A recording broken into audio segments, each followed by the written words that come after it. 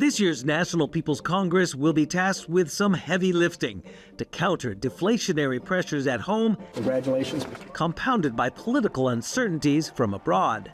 We think 2024 was the year of understanding the beginning of reflation in China, but it's going to be a long, long battle. Coming out of the first Trump trade war and then the pandemic, China doubled down on its industrial policies while simultaneously cracking down on the property sector, the internet economy, and of course, COVID. An over-reliance on exports has led to the challenge China faces today: how to address, without stoking excessive debt levels, the imbalances between industrial overcapacity and slumping consumer spending, while also bracing for a potential protracted trade war. Priority of macroeconomic policies should shift from promoting more investment in the past to promoting both consumption and investment, with more importance attached to consumption. Bloomberg opinion columnist Julie Ren says China's households sitting on more than $20 trillion of savings have hunkered down,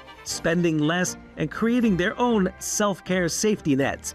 Call it economic long COVID. I think that's a fatal mistake because last year, consumption accounted for only 1/3 of the total GDP growth, versus 2018, consumption accounted for more than 2/3. So what happened last year was that basically China managed to grow the so-called 5% only because of strong exports. And that basically put China's economy in a very vulnerable position when Trump launches his trade war. December's Central Economic Work Conference essentially set the NPC agenda to approve more public borrowing and spending this year, but authorities have been short on specifics. I think China basically has no good choices at this point, and the President Xi has to make some sacrifices. Including vows to strengthen China's social safety net by boosting healthcare and pensions to an aging society and middle class that's been hit with massive paper losses on property. I suspect the government will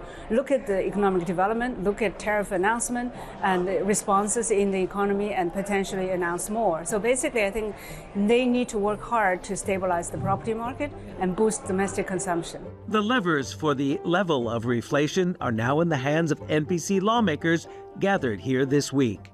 Stephen Engle, Bloomberg News, Beijing.